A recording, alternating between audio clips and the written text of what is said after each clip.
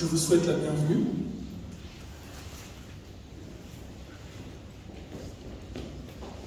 Je vais me présenter, je m'appelle Gustave Mautois et je suis un ami de très longue date de la famille. Alice m'a demandé d'animer un tout petit peu cette soirée. On a un programme qui est prévu jusqu'à 20h30 maximum, étant donné que la salle doit être libérée à ce moment-là. On va commencer par un petit mot de bienvenue, ensuite la famille prendra la parole et il y aura plusieurs intervenants qui viendront parler à propos du livre. En guise d'introduction, je voudrais adresser un petit mot à la famille, aux amis, et leur dire bonsoir. Je n'ai pas vu votre maman. Maman est aux États-Unis. D'accord, donc maman est aux États-Unis, on s'adressera à elle également et on pensera à elle. Donc bienvenue à la soirée de lancement du livre Résilience, crise des Grands Lacs, témoignage d'une fratrie rwandaise après l'attentat du 6 avril 1994. Un livre coécrit par les enfants du général-major Deogracia Nsayimana, qui, comme vous le savez sans doute, est l'une des 12 victimes de l'attentat du 6 avril 1994, attentat perpétré contre l'avion présidentiel il y a exactement 28 ans ce soir.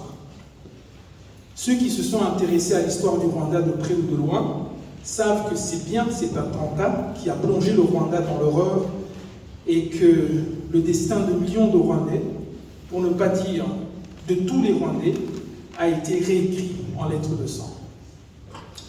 Au-delà de la tragédie nationale, régionale, voire même internationale que cet attentat a provoqué, ce sont également les destins de 12 familles qui ont basculé à tout jamais.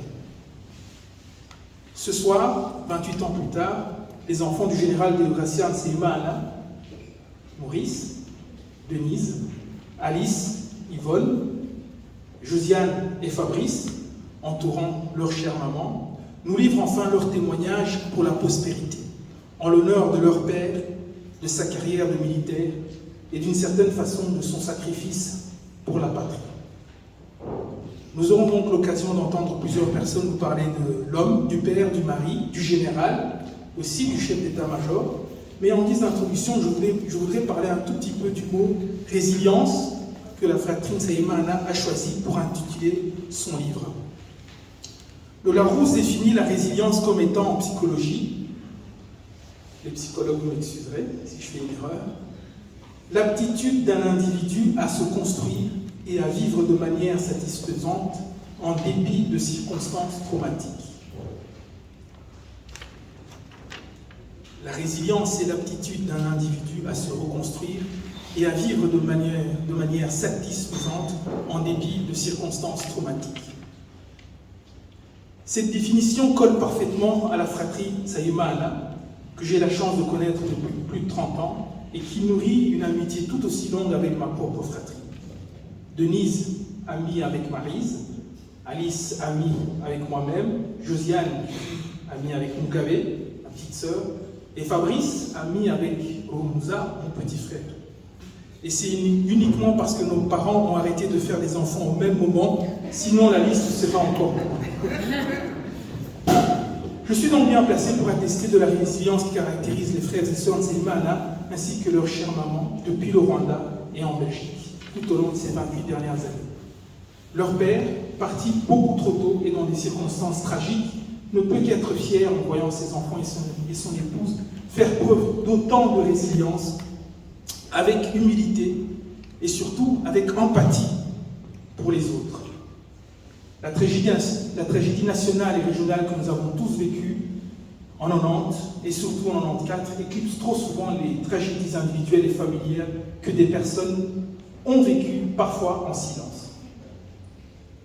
Ainsi donc, avec la publication de ce livre, les frères et sœurs Nsayimana continuent leur parcours de résilience, tout en offrant aux Rwandais et aux amis du Rwanda un angle de vue inédit sur l'attentat qui a changé le cours de l'histoire de la région des Grands Lacs d'Afrique. Et pour cela, chère famille, chère maman aux États-Unis, chère amie Alice, merci beaucoup. Je vous remercie.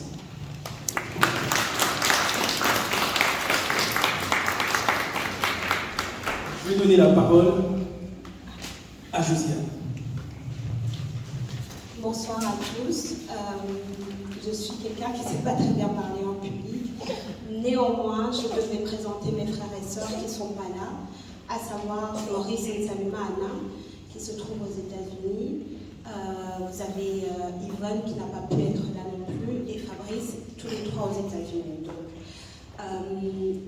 L'autre petit mot que je voulais dire ce soir, c'est vraiment, moi je tenais à remercier maman pour la dignité dans laquelle elle nous a élevés, malgré les circonstances dans lesquelles on était. Pour le restant, vous aurez l'occasion de le voir, de le lire dans le livre, et puis mes sœurs vont vous partager d'autres moments. Mais moi, c'était vraiment un petit mot que j'avais pour maman, parce que oui, papa est parti, mais maman est restée avec nous, et elle nous a appris à aimer, et surtout à pardonner, et à vouloir la paix pour chacun, et surtout pour l'Afrique. Je vous remercie.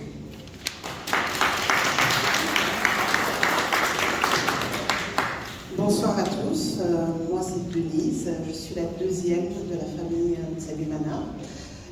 Voilà, donc je voudrais aussi vous remercier d'être présents ce soir. Comme vous pouvez l'imaginer, c'est après 28 ans, ça n'a pas été facile en fait de faire face à mes démons, de réouvrir la boîte de Pandore pour affronter toutes les émotions, tout ce qu'on a pu vivre en 94 et dans les années qui ont suivi. Et donc on est... tout d'abord, je voudrais dire que je suis très fière d'Alice qui a porté notre histoire. Elle va en parler un petit peu et vous allez découvrir dans le livre en fait de quoi on parle. Mais dès à présent, je voudrais vraiment vous remercier du fond du cœur d'être présent ce soir. Voilà, pour découvrir un petit bout de notre histoire, mais aussi un petit bout de l'histoire de tous les Rwandais, parce que ce qu'on a vécu à partir du 6 avril, en fait, c'est ce que tous les Rwandais ont vécu, qu'ils soient à l'étranger, qu'ils soient au Rwanda. Donc voilà, merci beaucoup d'être là et à tout de suite.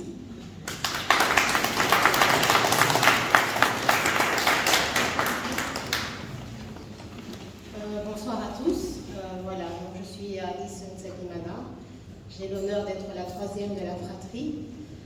Je vous remercie déjà de votre présence, même si on prendra un temps de vous remercier à la fin de cette petite cérémonie d'ouverture. Mais déjà, je voudrais vous dire un mot sur qui nous sommes. Donc, nous sommes 6 frères et sœurs. Moi, je suis la troisième du nom. 73, comme m'appellent souvent quelques personnes. Et j'ai toujours eu le bonheur et le malheur, si je peux dire, de porter l'histoire de notre famille, en sachant que toutes les choses positives vont toujours converger vers moi, tout comme les choses négatives. Donc c'est tout à fait naturellement que j'ai pris la voix de mes frères et sœurs, mais qu'il n'en est pas moins, elles n'en sont pas moindres. Donc c'est vraiment une histoire commune qu'on a tenu à relater à travers ma propre écriture, si on peut dire ainsi. Et si je peux un peu aller dans les coulisses de ce manuscrit, parce que les 2 premières questions que les gens nous ont demandé, pourquoi avoir écrit cette histoire 28 ans plus tard, et surtout, voilà, qu'est-ce que vous voulez faire passer dans ce livre? Alors si je commence par le pourquoi, je dirais qu'il y a une raison qui englobe tout le reste, c'est vraiment pour perpétuer la mémoire de notre père, que vous voyez là sur photo, pour ceux qui ne le connaissaient pas. En effet, en tant qu'enfant, nous l'avons connu très tôt, parce finalement il est mort, il avait à peine 49 ans, mais il était important pour nous qu'on se remémore et qu'on partage nos tranches de vie qui ont été guidées par les valeurs qu'il nous a inculquées. Et ces valeurs sont l'amour du prochain, le respect et l'ouverture. Pour nos petits-enfants qui sont ici présents et à venir, qui sont tous de différentes origines et qui ont finalement un point commun qui est le grand-père qu'ils n'ont jamais connu, il était aussi important qu'ils apprennent à le connaître à travers nous, mais aussi à travers notre mère, donc leur grand-mère qui est là, qui les a portés un à un. Nous essayons à notre tour de leur inculquer ces mêmes valeurs et aussi l'importance de connaître l'identité, à commencer par l'identité rwandaise, mais aussi l'identité du monde dans lequel ils se trouvent, bien évidemment. La deuxième raison, disons que la deuxième façon de perpétuer la mémoire de notre père, un jour, je pense que c'est Moza qui m'a dit, vous savez, vous avez perdu un père, mais sachez que c'était une personnalité publique, donc vous avez aussi le devoir de l'honorer en tant que personnalité pour le peuple rwandais. Au-delà du fait que papa était un grand patriarche, enfin patriarche, il n'avait que 49 ans, mais c'est vrai qu'il avait une grande famille qui comptait sur lui, une famille qu'il aimait, il était important que nous puissions partager comment il était en privé, mais aussi basé sur les témoignages de la famille et des amis, des collaborateurs qui l'ont connu sur le plan militaire, mais aussi diplomatique, qui vont prendre la parole. Donc c'était vraiment important de souligner l'homme qu'il était. C'est-à-dire un patriote dans l'âme et intègre. Il est important de dire que même si nous n'avons pas encore obtenu justice suite à l'attentat, nous ne perdons pas espoir, car comme on dit en Kinyarwanda, la vérité passe à travers le feu mais ne brûle jamais.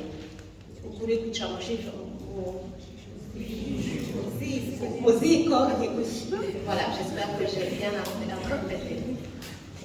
En tout cas, il y a une chose sur laquelle nous sommes convaincus en tant que fratrie et que maman nous a dit très tôt, c'est que papa est parti en paix.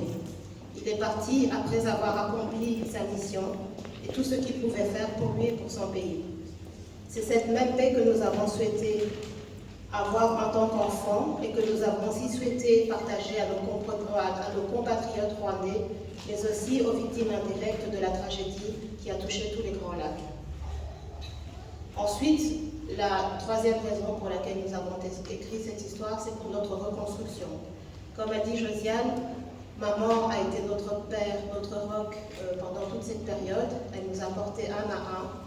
Et il était important aussi de lui rendre hommage. Et même si notre reconstruction n'est pas achevée et quelque part devient recommencer, ce récit nous a permis d'exorciser nos démons, chacun à notre manière. Et vous allez le découvrir encore une fois dans ce livre.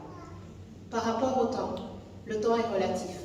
C'est vrai que pour certains, 28 ans, ça peut paraître long, mais pour nous qui avons connu la violence de l'attentat, nous avons encore en mémoire les odeurs, la peur, l'indifférence, l'injustice. Donc tout ça, ce sont des sentiments qui nous habitent. Et c'est tout naturellement que nous avions aussi besoin de temps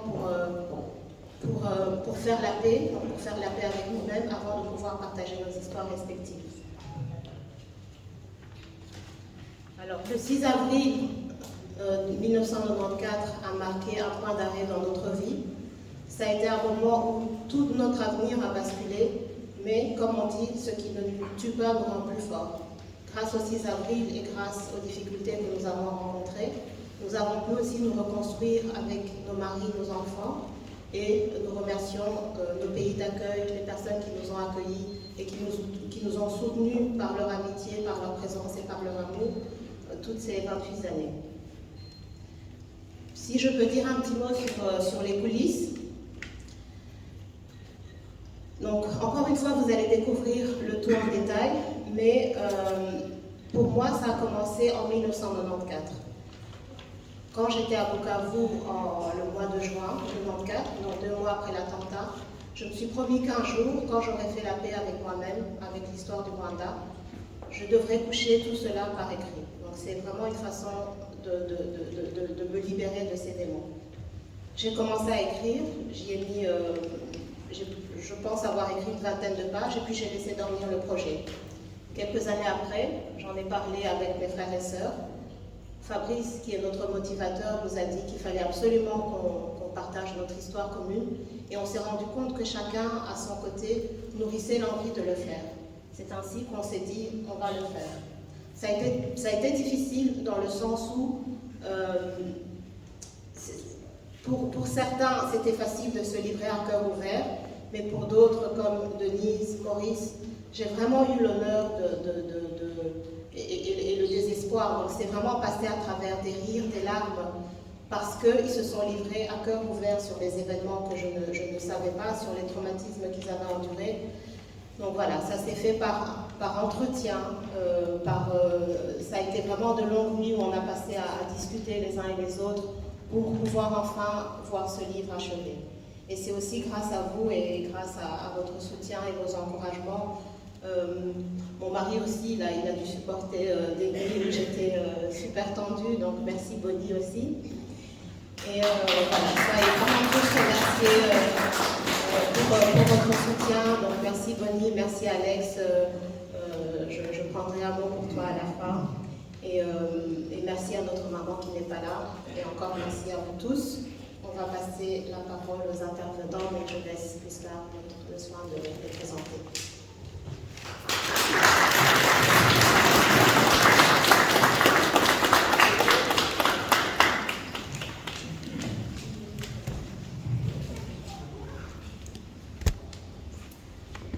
J'invite Monsieur l'ambassadeur Laurent Swinen, ancien ambassadeur du Royaume de Belgique au Rwanda entre 1990 et 1994, et qui a d'ailleurs préfacé le livre. Bonsoir. Merci de votre invitation et merci de l'honneur que vous m'avez fait en me demandant de préfacer votre livre que j'ai lu, que j'ai relu, et j'y ai ajouté un peu de moi-même. Je ne vais pas parler du livre et je ne vais pas parler de la préface non plus. Vous allez le lire. Mais je voudrais dire quelques mots sur le 6 avril, jour où la paix rwandaise a été massacrée, a été tuée, a été battue en brèche. Le résultat de tant d'efforts. Et j'ai vu votre papa y travailler également pendant 4 ans. Nous étions arrivés à un moment où nous avions de bonnes raisons pour avoir de l'espoir, pour être ambitieux, pour croire dans l'avenir du Rwanda nouveau. Le Rwanda nouveau était arrivé. Les accords d'Arusha avaient été signés solennellement. Et quelque temps après, et je pourrais énumérer beaucoup de circonstances, beaucoup d'éléments de contexte, mais j'en retiens surtout ce souvenir qui a trait à mon ami, le général Sabimana. Quand le président Dadaye du Burundi a été assassiné, il était très, très, très déprimé. Il dit, ça c'est le coup de massue des accords d'Arusha. Qui va encore croire dans un processus de paix, de partage de pouvoir, de réconciliation, si un procès analogue de démocratisation, de réforme au Burundi, un processus qui avait réussi, n'avait pas pu durer plus que 4 mois. Mon Dieu, qu'est-ce que nous allons encore vivre chez nous? Parce que la polarisation et la radicalisation étaient déjà en route. Et le coup de massue du Bujumbura, l'assassinat du président Dadaye, démocratiquement élu, avec une grande majorité au Parlement également, n'était plus. Et pourtant, nous étions des believers. Mon Dieu, c'est le Rwanda pouvait prouver au monde entier, mais surtout à ses propres citoyens, qu'un processus de paix, de réforme, de démocratisation, de partage du pouvoir, un élan formidable de renouveau était possible, que la population rwandaise la population, une personne sur 7 était déplacée, pouvait retourner dans cette terre, dans leur maison, et jouir d'une tranquillité, d'une sécurité. Donc un exemple pour le citoyen, mais également pour les Africains et pour le monde entier, comme je disais. Si ce processus pouvait continuer à prospérer, à montrer que, en effet, le partage du pouvoir, les réformes, la démocratisation, le respect des droits de l'homme était possible, c'était pas de vains mots. Donc on y croyait, Et le 6 avril, cette paix, cet espoir, cette ambition légitime ont été massacrés. Nous honorons la mémoire d'un des artisans de cette paix, de ces accords, de ces piliers sur lesquels allait être construit l'avenir du Rwanda. Mais les artisans étaient nombreux, très nombreux. Et je parle aussi de mémoire ce soir, de souvenirs. Souvenir de tous ces artisans, nombreux, engagés, avec un courage intellectuel, moral, politique, civique, physique même. Un courage qui allait justement fournir un ingrédient formidable de cette construction, de la construction du Rwanda. Et les diplomates, y compris surtout l'ambassadeur de Belgique, y croyait également. Nous honorons la mémoire de tous ceux qui sont plus là, de tous les Rwandais, de tous les Rwandais. Je répète, de tous les Rwandais. Et j'espère qu'un jour, on pourra tous ensemble honorer la mémoire de toutes les personnes, de toutes les victimes, de ceux qui ont massacré la paix. Donc nous étions des believers, aussi parce que nous avons de bonnes raisons pour honorer la mémoire de tous ces gens courageux, hommes et femmes rwandais, et même des non-rwandais, qui croyaient dans cette paix. Le 6 avril 1994, ça fait déjà 28 ans. Et au bout de 28 ans, nous sommes là, très dignes, très sereins, pour commémorer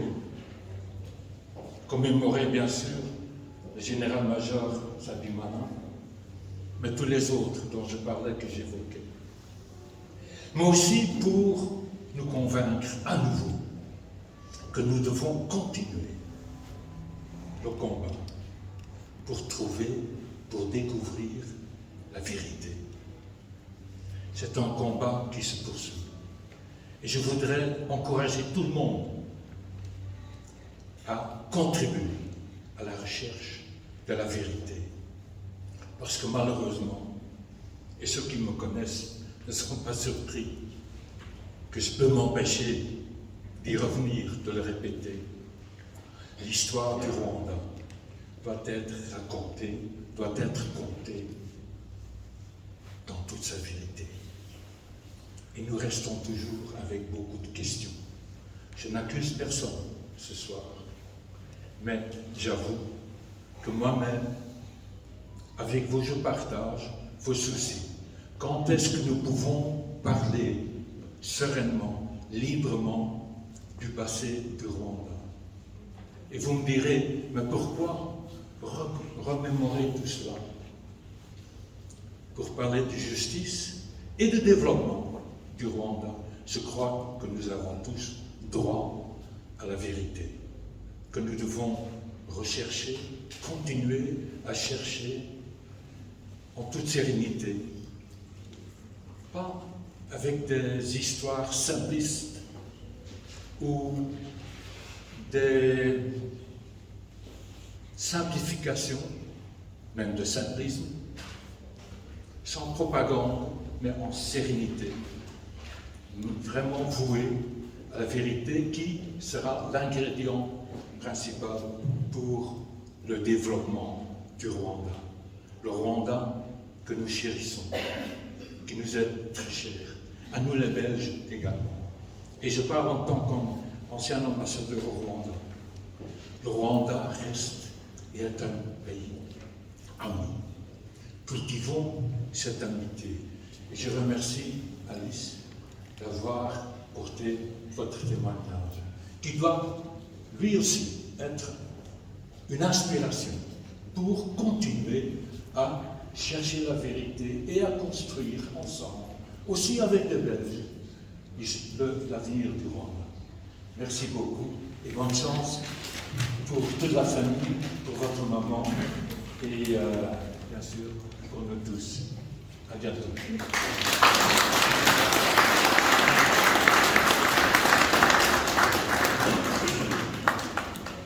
Merci beaucoup. J'invite le colonel Luc Marchal, ancien numéro 2 militaire de la mission d'assistance des Nations Unies au Rwanda, la MINUAR, entre 1993 et 1994.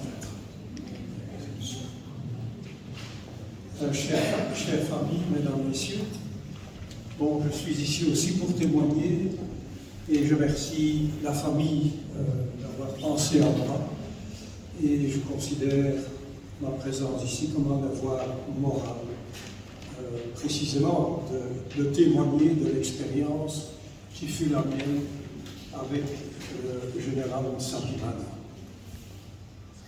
Les circonstances dans lesquelles j'ai fait sa connaissance au début décembre 1993 n'étaient pas des plus sereines, ni des plus favorables.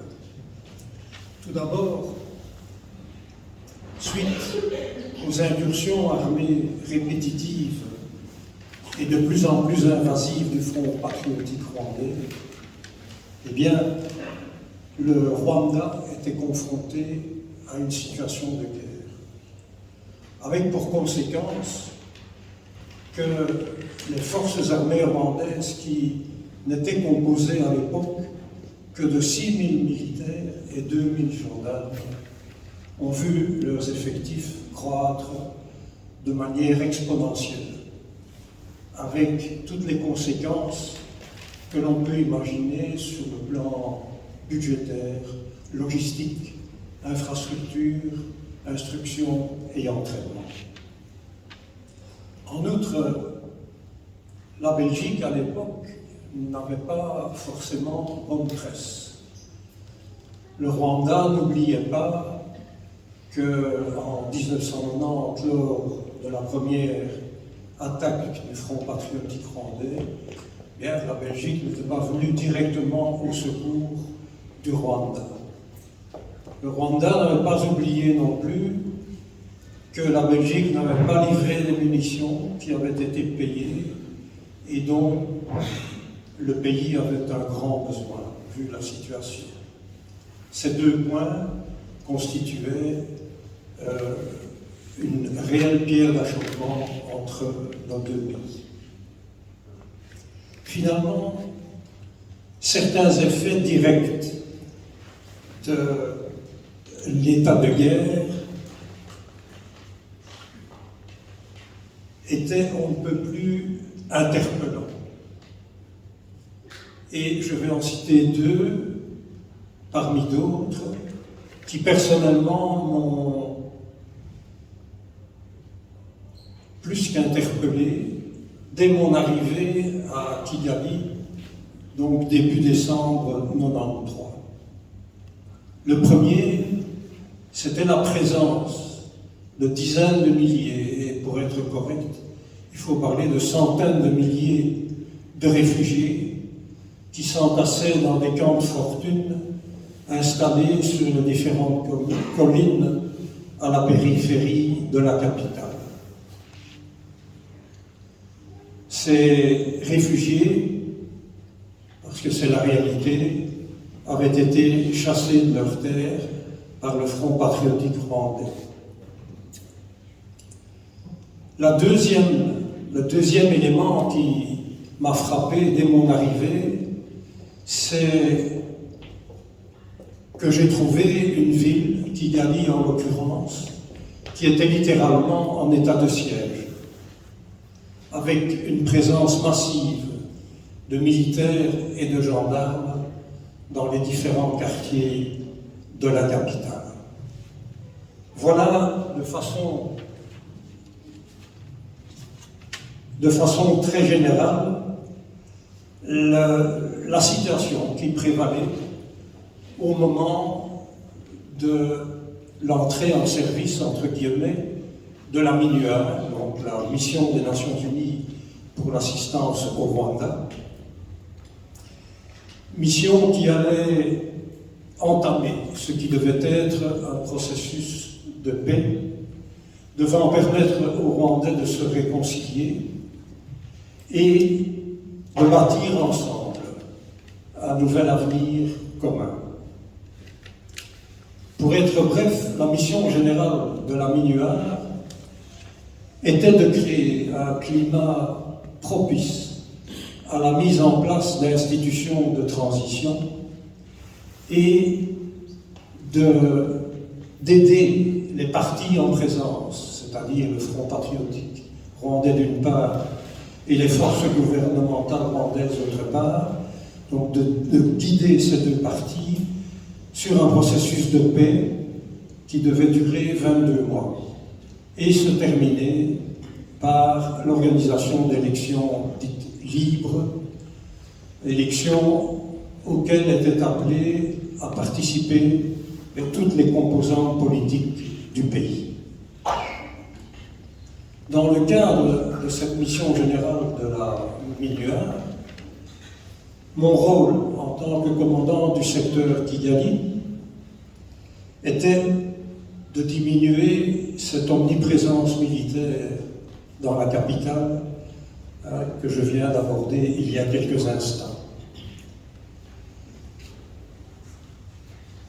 Et ça, c'est une première chose. La deuxième chose, c'était de veiller à ce que les deux parties en présence respectent ce qui a été appelé le protocole d'accord sur la zone de consignation des armes. En fait, ce protocole d'accord, c'était en quelque sorte un guide de bonne conduite que les deux parties devaient respecter et qui était conforme à la philosophie du processus de paix. Alors l'implémentation de ce protocole d'accord m'a permis d'avoir de nombreux contacts avec le général Nsabimana. Et au cours des mois qui précédèrent l'attentat du 6 avril 1994, chaque fois que j'estimais nécessaire de devoir le rencontrer, sa porte m'était ouverte. Je salue donc non seulement sa disponibilité, mais surtout la qualité de sa collaboration.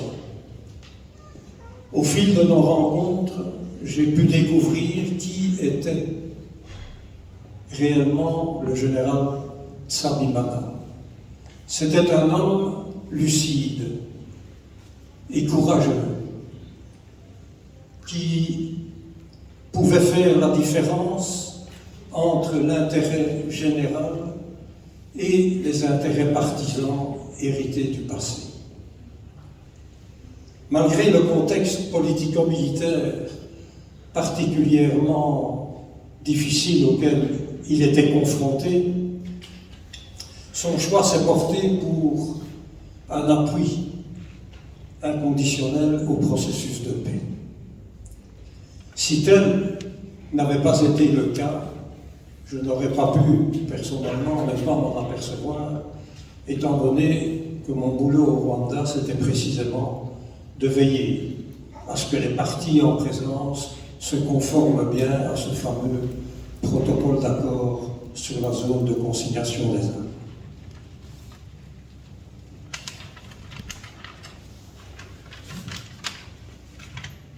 C'est dire si sans la collaboration des autorités gouvernementales rwandaises, que ce soit au niveau politique ou au niveau militaire, rien n'aurait été possible pour nous.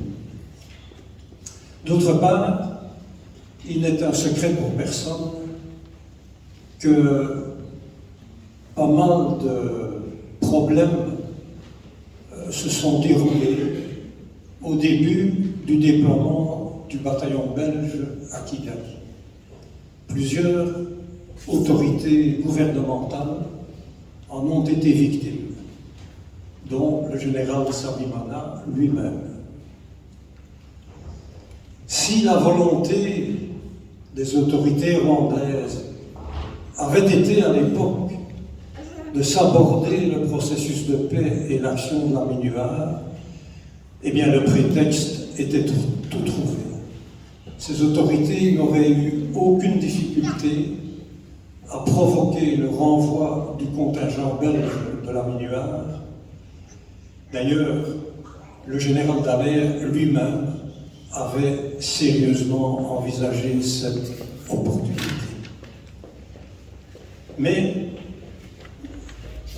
au lieu de souffler sur les braises, les autorités rwandaises ont choisi l'apaisement et le dialogue.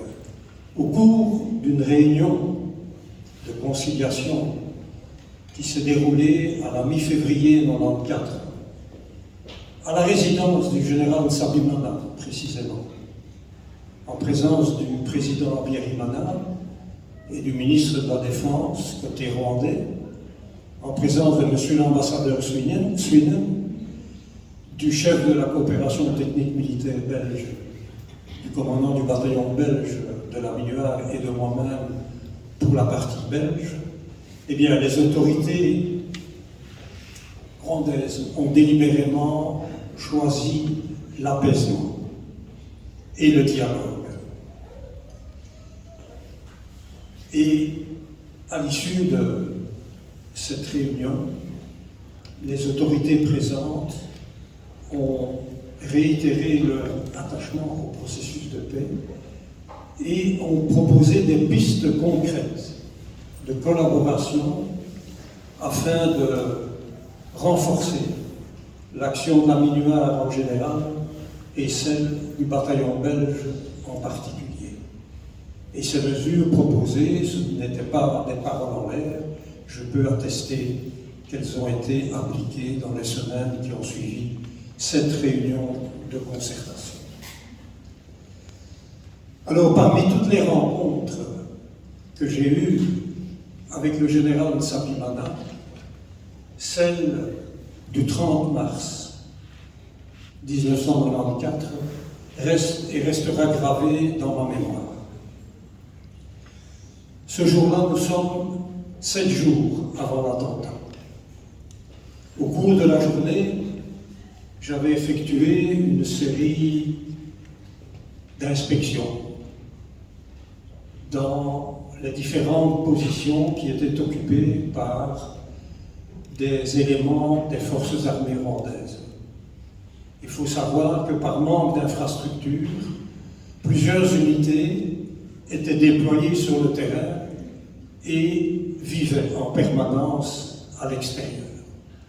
Et donc, à l'issue de cette journée, voulant communiquer la nature de mes constatations, je contacte le général Sabimana et je lui demande de pouvoir le rencontrer. Il me convie immédiatement à le rejoindre, ce que je fais, et au moment où j'entre dans son bureau, je suis vraiment interpellé par quelque chose d'inhabituel chez lui. C'était quelqu'un d'ouvert, et là, il était vraiment fermé. j'avais peine à identifier la raison de ce mal-être, et j'ai cru y décerner à l'époque une profonde inquiétude. En fait, il étayait cette inquiétude sur l'imminence de la résurgence de la guerre. Et sa crainte qu'il m'a exprimée, c'est que le FPR reprenne la guerre dans les jours suivants. Et il m'a expliqué qu'à la frontière entre le Rwanda et l'Ouganda, le FPR avait constitué depuis plusieurs semaines des stocks militaires importants qui, à toute évidence, devaient permettre une offensive majeure. Moi, je lui ai répliqué en disant, mais c'est pratiquement impensable que le FPR se livre à pareille pratique sous le regard direct de la communauté internationale. Et à ma réponse, il m'a répliqué mot pour mot ceci.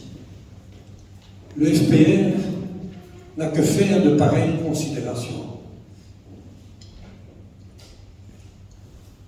L'erreur que vous commettez, vous, c'est la minueur, l'erreur que vous commettez, c'est de lui prêter le même raisonnement que le vôtre. Mais la réalité est tout autre. Le FPR est un mouvement révolutionnaire, et c'est en tant que tel qu'il raisonne et qu'il définit ses propres objectifs. Et de conclure, avec des révolutionnaires, si vous n'adoptez pas les mêmes méthodes, vous serez toujours perdant. Inutile de vous dire que ces paroles du général Nsabimana m'ont sérieusement ébranlé, non seulement au moment même, mais plusieurs semaines plus tard, quand je me suis remémoré ces paroles et que je les ai confrontées avec l'évolution des événements en avril 1994. Alors, je vais conclure, pour ne pas la faire trop longue, et je tiens absolument à saluer la mémoire d'un homme et d'un patriote, parce que c'est important, pour lequel, et je ne suis pas le seul, je crois que nous sommes nombreux à lui vouer un profond respect. Au cours de mon séjour au Rwanda, j'ai rencontré pas mal d'autorités, de responsables, qui courageusement ont pris la décision de s'investir pour un avenir meilleur pour le Rwanda. Et ce, malgré les risques personnels qu'ils encouraient par ce genre de choix. Et le général Nsabimana fait incontestablement partie de ces personnes. L'hommage que lui rendent ses enfants est parfaitement légitime et mérité. Mais il est surtout nécessaire, parce que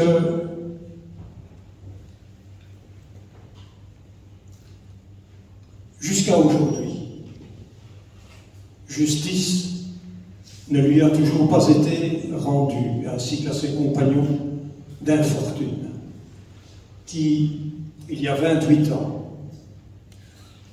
et jour pour jour, le mercredi, nous sommes également un mercredi, 6 avril 1994, ce jour-là, ces responsables ont été délibérément attirés dans un guet-apens à Dar es Salaam, en Tanzanie, guet-apens dont ils ne sont pas revenus vivants.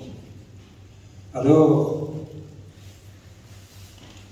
il est plus que temps que la réelle politique qui est menée malheureusement par nos gouvernements, que cette réelle politique s'efface enfin au profit de la vérité et de la justice.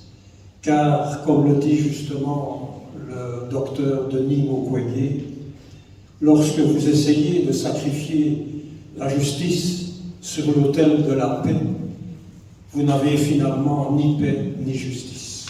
Merci.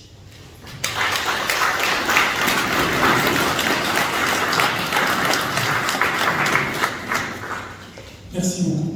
Nous allons faire une petite pause, mais de 10 minutes maximum. Donc, nous reviendrons ici à 20h05 précise pour la pause. Merci.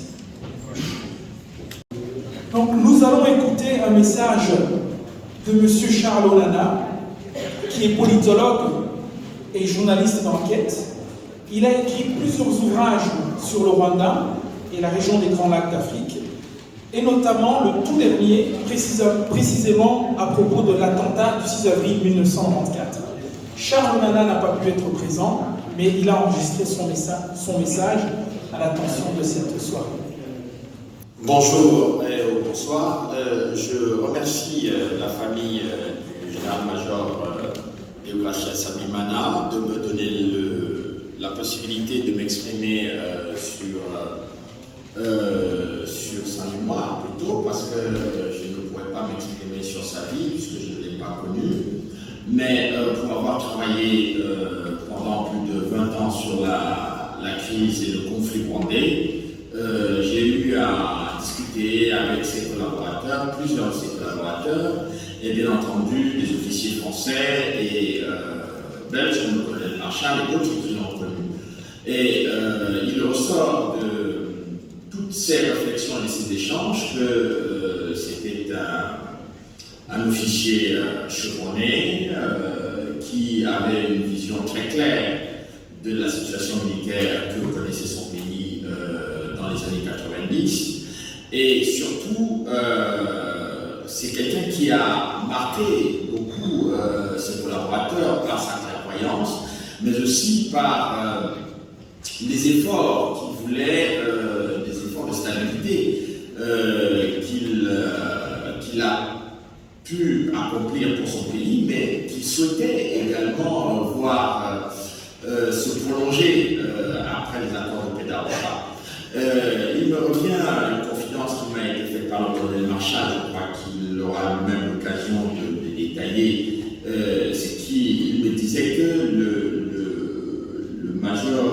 général-major Sabimana lui disait que le FPR n'est pas est un mouvement révolutionnaire, il n'a pas la même lecture pacifique que vous, la MINUA, et bien entendu d'autres personnes. Je pense que cette réflexion, pour moi, est restée gravée dans ma mémoire, parce que des années après, c'est-à-dire entre le moment où le FPR a pris le pouvoir et tout ce qui s'est passé après, on a pu se rendre compte qu'effectivement, le général Sabimana avait raison.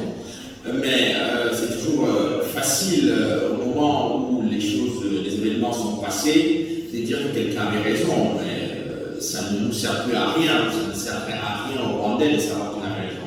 C'est au moment où il attirait l'attention des uns et des autres qu'il fallait l'écouter, parce que c'est à ce moment-là que l'avenir du Rwanda se jouait.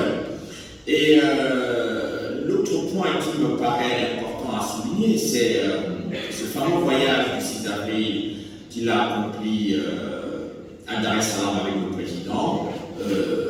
Et il m'est arrivé, en interrogeant différents officiers, qu'est-ce que c'était normal que le chef d'état-major des armées puisse se rendre en voyage à l'étranger avec le président de la République.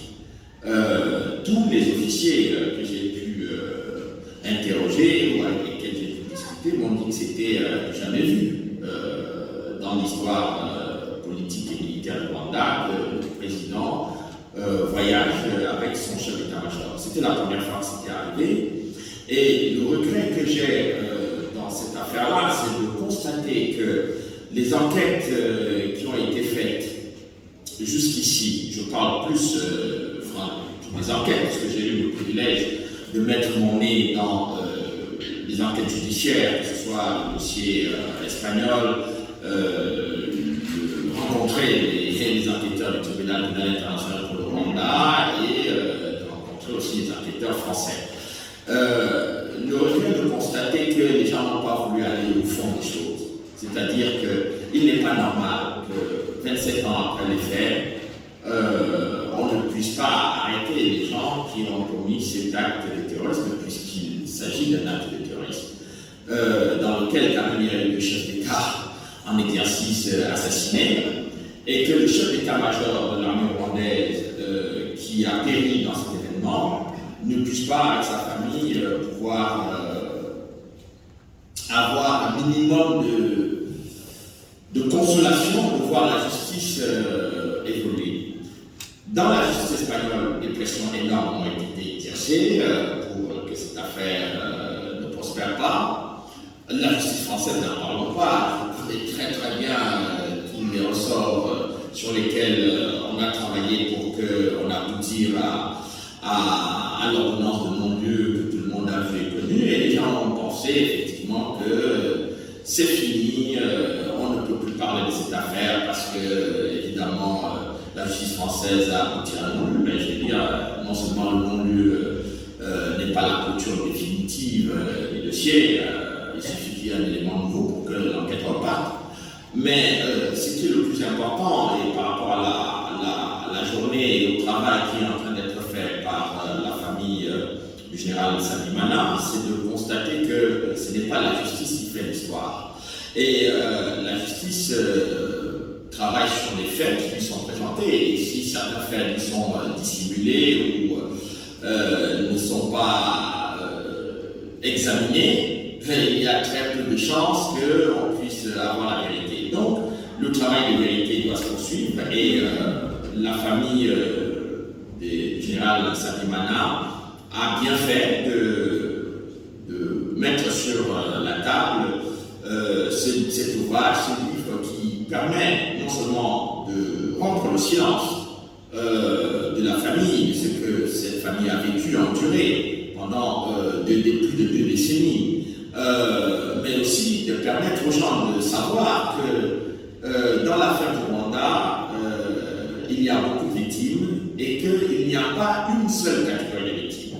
Et le fait de dire cela n'est pas un truc de lèse-majesté, parce que je ne connais pas de tous les Rwandais que j'ai rencontrés depuis plusieurs années, je ne connais pas de Rwandais qui n'aient pas perdu des membres de leur famille dans les tragiques événements que ce pays a connus. Et donc, il est important que le travail de vérité se fasse pour tout le monde, pour toutes les victimes rwandaises, qu'elles soient Hutu, Tutsi ou Twa.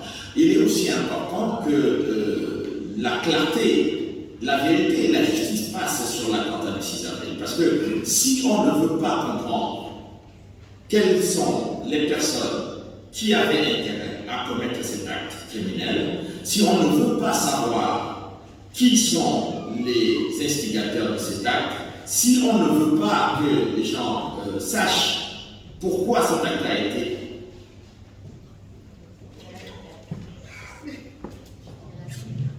il y a la suite qui arrive.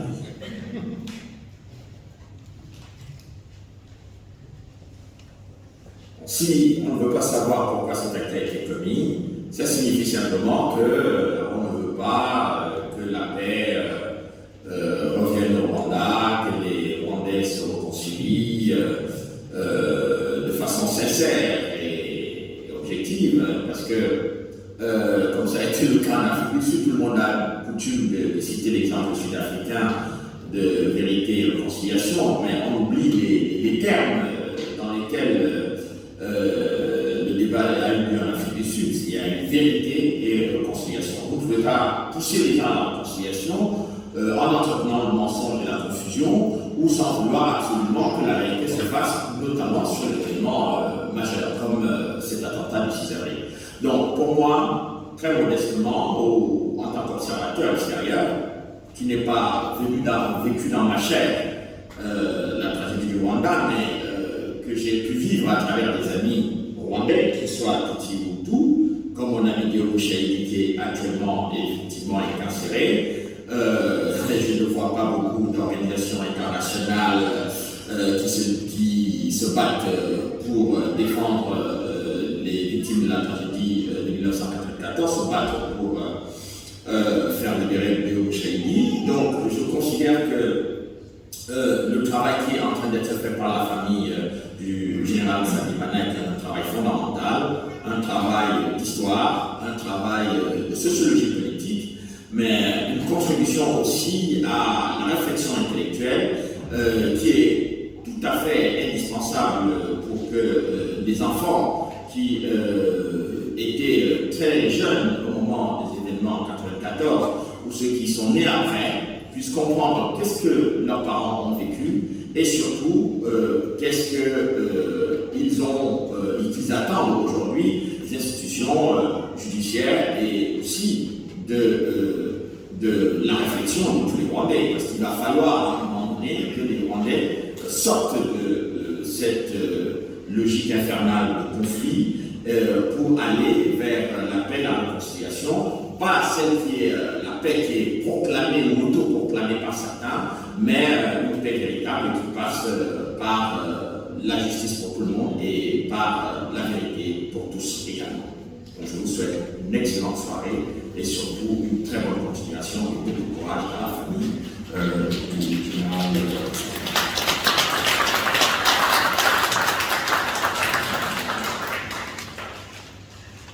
Nous allons maintenant écouter un message du major Faustin Diritila, ancien secrétaire à l'état-major des forces armées rwandaises, les FARC, jusqu'en 1994. Il n'a pas pu être présent, il n'a pas pu faire l'enregistrement, et son message sera compris par Denise. Merci Gustave. Mon intervention commence tout naturellement par un grand merci. Merci Alice pour m'avoir associé à la présentation du manuscrit sur la vie et la carrière de ton père, le général Deogracias Nsaimana.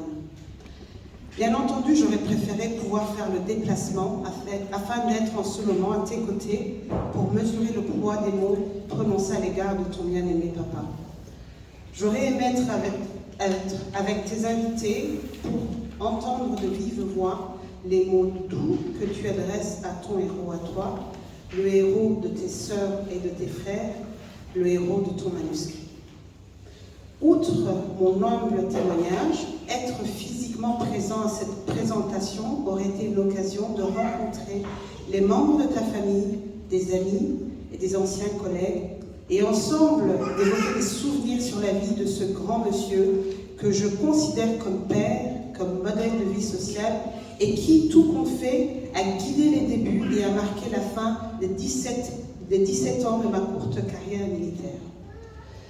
Ma première rencontre avec ton père date de fin août 1977. Je viens d'être admis à l'école royale militaire dans le cadre d'une coopération bilatérale pour la formation des officiers de l'armée rwandaise. Attaché militaire à l'époque, c'est entre autres de lui que relève le traitement des dossiers des élèves officiers et des officiers stagiaires rwandais.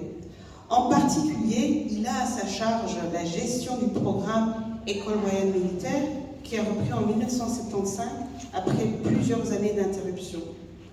Ayant lui-même côtoyé et travaillé avec des officiers belges pendant de longs mois lors de son passage à l'école de guerre, c'est en homme avisé que depuis 2 ans, Nsaimana a littéralement pris la main de mes prédécesseurs pour une traversée à laquelle personne d'entre nous n'était préparé. Dépaysés par notre nouveau milieu, loin de nos repères sociaux habituels, journées rythmées par l'apprentissage militaire et le travail exigeant de préparation aux grandes études, rien ne nous est acquis à l'avance. C'est ici que les qualités innées de celui que nous regrettons tous d'avoir injustement et précocement perdu viennent à notre secours et contribuent à façonner les hommes que nous sommes devenus aujourd'hui. Femme psychologue, toujours disponible et toujours à notre écoute, il est à la fois notre éducateur, notre conseiller et notre consolateur. Bon communicant et doté d'une grande ingéniosité, il est capable de jouer tantôt grand frère, complice, tantôt papa protecteur, mais il reste toujours le chef militaire exigeant. Intelligent et ouvert d'esprit, il a à la fois la fermeté et la souplesse dans l'exercice de ses fonctions. Muté de Bruxelles pour d'autres missions à l'étranger, puis commandant en second à l'école supérieure militaire, ses potentialités sont réellement mises en valeur à la fin des années 1980, lorsqu'il est en question de passer à la vitesse supérieure pour le recrutement au profit des forces armées. Aussi, pour sa facilité de contact avec les subordonnés, son endurance, son courage moral et son obstination à réaliser ses objectifs qu'il est l'homme de la situation. Désigné commandant du centre d'instruction de Budesera, il accueille le premier contingent d'une longue série en vue avec 1500 recrues. Hasard du calendrier, c'est l'engagement du colonel Saïmana à l'époque à la tête d'une brigade composée par les bataillons de ces jeunes soldats qu'il a lui-même forgé, instruit et formé, qui va être décisif pour mettre fin à l'avancée des rebelles du Front patriotique rwandais en octobre 1990. Toujours dans le secteur du Mutara, c'est aussi la résistance qu'il oppose aux perpétuelles initiatives du tandem FPR-armée rwandaise qui permet de stabiliser la situation sur le terrain et d'imposer le rythme des négociations. Nul doute que sa nomination au poste de chef d'état-major de l'armée rwandaise en juin 1992 est en rapport avec sa gestion des opérations militaires et des résultats remarquables qu'il a atteints dans sa zone de responsabilité.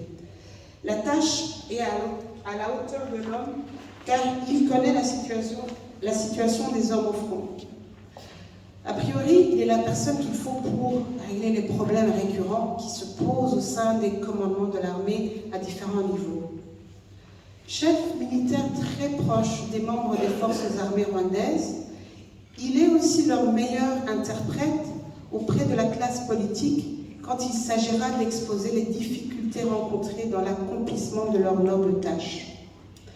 La grande question à laquelle personne ne peut répondre est de savoir si cette classe politique et le chef d'état-major, dont les relations de subordination sont explicitement codifiées, ont la même vision sur la nature du conflit et surtout s'ils comptent sur les mêmes moyens pour en venir à bout.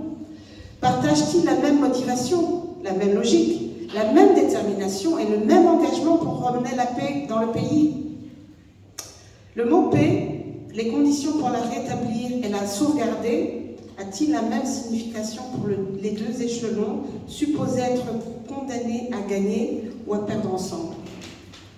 À d'autres occasions, notamment dans mon livre « Répondre à l'histoire », j'ai dû décrire l'évolution des événements entre juillet 1992 à avril 1994. À la même occasion, j'ai décrit un contexte politique plein de tellement de contradictions qu'aucun chef militaire, si stratège soit-il, n'aurait pu mieux s'en sortir. Disons-le dans les mots plus simples. Il n'y a aucun doute que le général Saïmana connaît très bien les ambitions démesurées du FPR. Il sait que le FPR recourra à l'option militaire aussi longtemps qu'il ne sera pas arrivé à ses fins.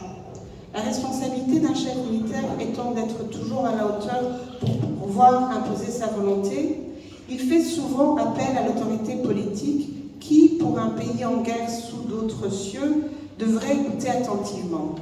Mais voilà, les choses ne se passent pas comme cela pour les phares. Autant dire que la guerre est perdue à l'avance. L'anecdote que je raconte ci-dessous et que j'ai déjà racontée dans un autre récit permet de comprendre les préoccupations du général Saïmana à la fin des années 93, début 94. Elle donne aussi une idée de la réponse politique qui pouvait être réservée à ce genre de réflexions qui ne sont plus celles de responsables politiques. Nous sommes au mois de mars 1994. Je suis secrétaire à l'état-major de l'armée rwandaise depuis début janvier.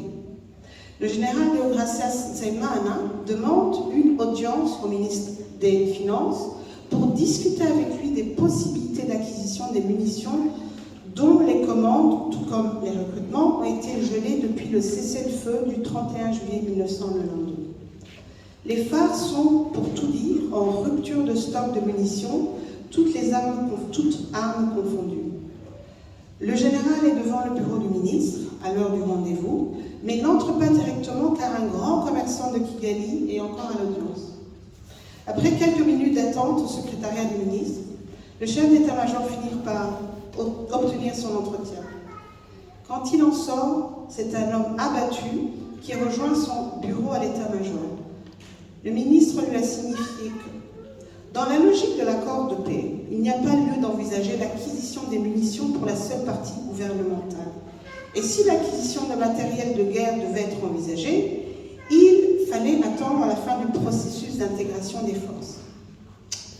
Le général de Gracian Selmana, pourtant connu pour son calme et sa loyauté aux institutions, ne comprend plus rien. Parfaitement conscient qu'il ne dispose d'aucune parade en cas de reprise du conflit, il n'a plus qu'à espérer que le processus en cours aboutisse, effectivement et irréversiblement. Seulement, le général Selmana n'est pas de ceux-là qui utilisent le mot espoir en conclusion d'une séquence d'approche de résolution d'un problème militaire. D'ailleurs, quel responsable de son calibre n'aurait-il pas raison de s'inquiéter quand, quoique lâché par l'autorité politique et privé de toute initiative et de toute liberté d'action, il a, toujours sur ses épaules le poids du devoir qui lui incombe, à savoir celui de s'opposer effectivement aux ambitions du FPR et de ses soutiens. Aussi, à partir de ce jour, le général, habituellement d'apparence rassurée, laisse de temps en temps échapper des réflexions à travers lesquelles je lis à la fois l'immense déception, l'inquiétude et l'incertitude. Il est particulièrement anxieux en cette fin de matinée du mardi 29 mars 1994. Il revient de l'extérieur et il est en costume cravate. Une pratique fréquente depuis quelques jours, depuis que chaque jour on porte son lot de réunions et de tractions en vue de chercher des solutions pour une sortie de crise. Marquant exceptionnellement un arrêt dans mon bureau qui sert d'antichambre au sien, il me demande de prendre rendez-vous dans un studio de photographie en ville. En ville, en général, lui ai-je demandé sur un ton qui dissimule à peine mon étonnement. Puis, comme pour insister, je pose une autre question. C'est urgent? Ce n'est pas très correct de demander 2 explications de façon supérieure, mais sans trop réfléchir, j'ose poser les 2 questions dans la foulée, car non seulement il existe un photographe au sein du service documentation du bureau G2, mais aussi rien que sur le ton sur lequel le général me parle de ce rendez-vous dans un studio photo, j'ai l'impression qu'une charge de trop vient d'être rajoutée sur ses épaules. Oui, c'est urgent, me répond-il.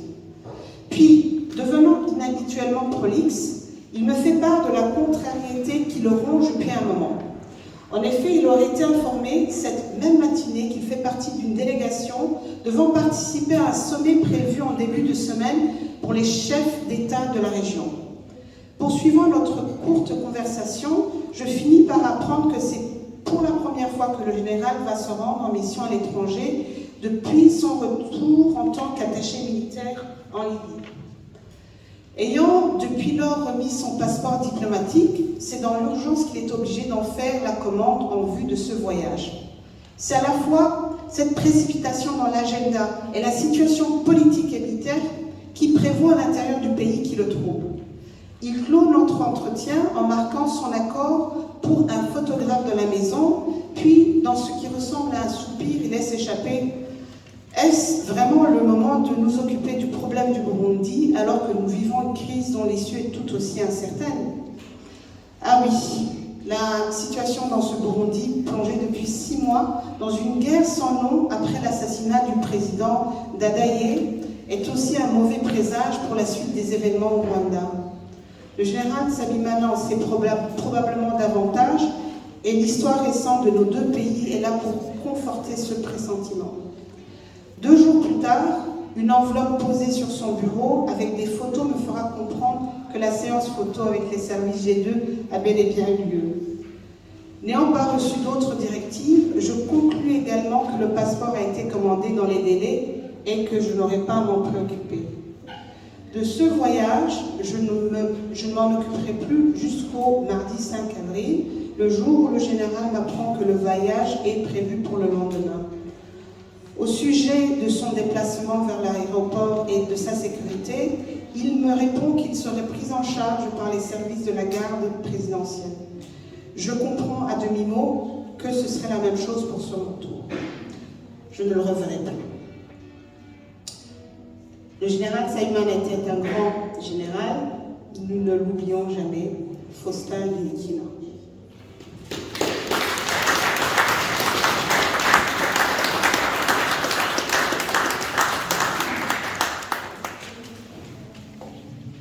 Voilà, nous sommes arrivés à la fin. Avant de laisser la parole à Bonnie, mon mari, je voudrais encore vous dire un grand merci. Un grand merci à notre maman qui n'est pas là pour avoir été notre rock pendant toutes ces années. Un grand merci à vous, ambassadeur Suinen, qui avez accepté de préfacer notre livre. À vous, colonel Marshall, pour tous ces mots envers notre père. Un grand merci à Charles Nana et au major Moulikina. Un grand merci à Gustave, mon ami de longue date, d'avoir accepté d'animer cette soirée. Un grand merci à mes frères et sœurs.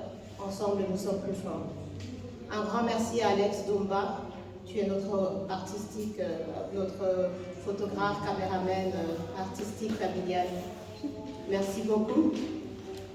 Un grand merci à Bonnie, mon compagnon, et à mes enfants pour m'avoir soutenu dans cette longue entreprise. Enfin, un grand merci à vous tous ici présents, amis, collègues, qui nous avons façonnés et accompagnés pendant toutes ces années. Merci au Balthazar de nous avoir accueillis ici. Un grand merci aux forces de l'ordre qui sont discrètes mais qui ont assuré notre sécurité pour le bon déroulement de cette soirée. Et encore un grand merci pour vous d'avoir sacrifié cette soirée. Merci.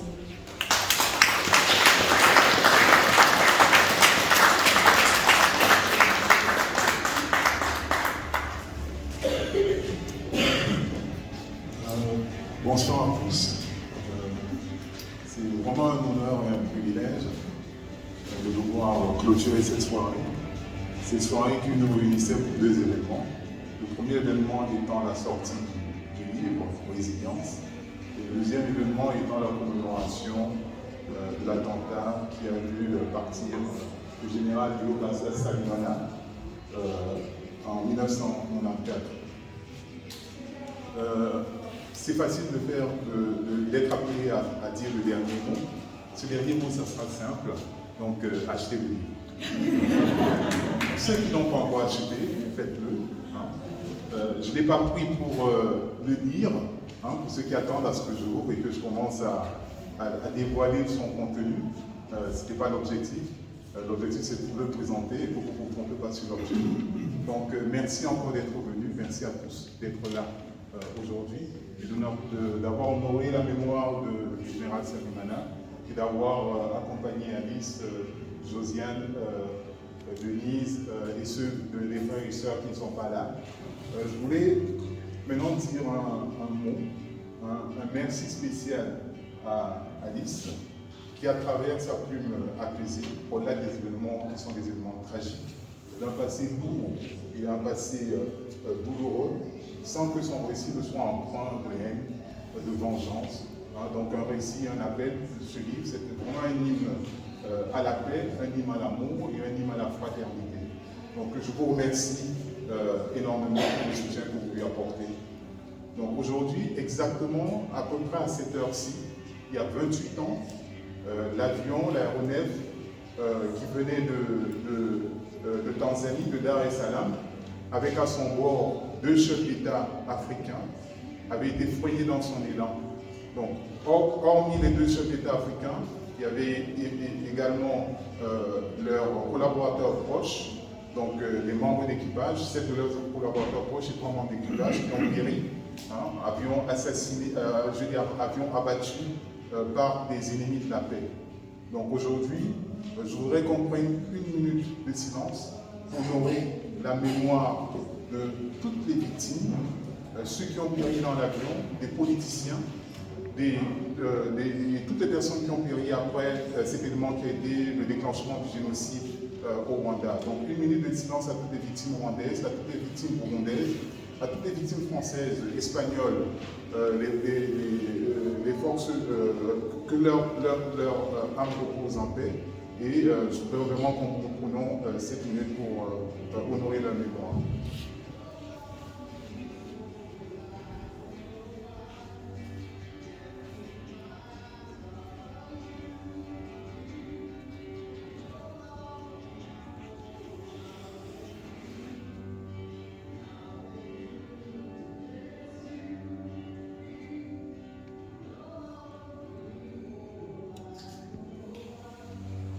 Encore un dernier merci à Alice pour l'épouse que tu es, pour la femme que tu es, pour la mère que tu es, pour tout ce que tu nous apportes à moi et à nos enfants. On te remercie beaucoup pour tout cet amour que tu nous apportes et pour la personne extraordinaire que tu es. Donc je vous demande d'applaudir.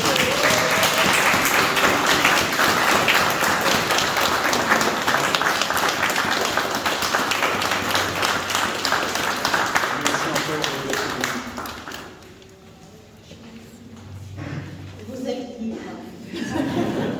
Merci, merci encore. Et rentrez en paix. Alice, bravo pour la publication de ce livre. Mais après sa sortie et sa présentation, comment vous sentez-vous? Écoutez, je me sens soulagée parce que ce jour était attendu par toute notre famille avec beaucoup d'intérêt. Et enfin, on y est 28 ans après et on est content d'avoir pu honorer la mémoire de mon père. Merci. Okay, merci. Merci. Donc, n'hésitez pas.